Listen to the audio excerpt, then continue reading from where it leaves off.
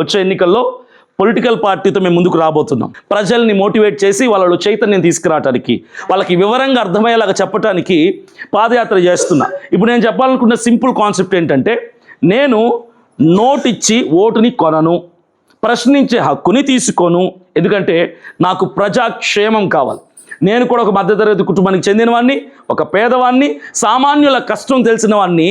నేను కూడా ఒక ఎస్సీ కేటగిరీకి సంబంధించినటువంటి మాలవాడిని. నాకు తెలుసు నేను ఇబ్బందులు పడ్డాను ప్రభుత్వం చేతుల్లో. కాబట్టి ప్రశ్నించటానికి నేను బయలుదేరాను. ఈ రోజున ప్రశ్నించటానికి. రేపు ఎన్నికలు వస్తాయి, నేను ఓటుకి రూపాయి కూడా పంచను. నా కాన్సెప్ట్ ఏంటో తెలుసా? ఓటై నోటివ్, నోట్దో ఓట్దో కాన్సెప్ట్ మంది. అంటే అర్థం ఏంటో తెలుసా? నువ్వే డబ్బు ఇవ్వు నాకు, నువ్వే ఓటే నాకు, నేను నీకు సేవ చేస్తా. నువ్వే డబ్బి, నువ్వే ఓటే. ఇప్పుడు 5 సంవత్సరాలకు ఒకసారి ఓటు హక్కున్న ఒక్కొక్కరింటికి 100 రూపాయలు ఇవ్వడం కష్టమా సులభమా?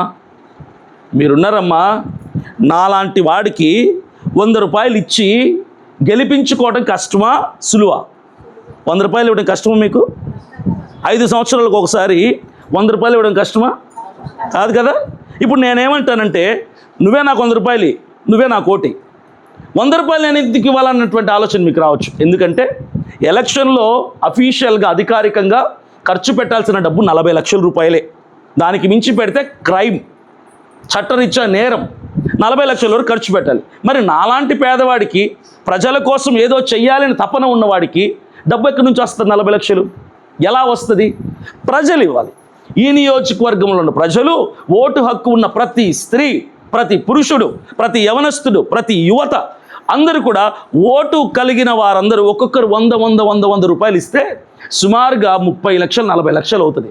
ఆ డబ్బుతో నామినేషన్ వేస్తాం, ఆ డబ్బుతో క్యాంపెయినింగ్ చేస్తాం, ఆ డబ్బుతో ప్రజల్ని మోటివేట్ చేస్తాం. గెలిచిన తర్వాత మీరు ఇచ్చిన 100 రూపాయలకి మీకు ఏమొచ్చిందో తెలుసా? ప్రశ్నించే హక్కును తీసుకున్నారు. రేపటి రోజున నేను మీ సమస్యలకి స్పందించకపోతే మీరు నా కాలర్ పట్టుకొని, అరే 100 రూపాయలు నేను ఇస్తే నువ్వు ఎమ్మెల్యే అయ్యావు, నేను 100 రూపాయలు ఇస్తే నువ్వు గెలిచావు, నేను 100 రూపాయలు ఇస్తే నువ్వు పబ్లిసిటీ చేసుకున్నావు, నేను ఇస్తే గెలిచావు నువ్వు అని చెప్పి నా కాలర్ పట్టుకుని నిలబెడితే నేను తలక్కడ పెట్టుకోవాలి అప్పుడు? అవునా కదా? అప్పుడు మీరు గెలిపించుకున్నారు నన్ను, నేను మిమ్మల్ని కొనుక్కోవాలా?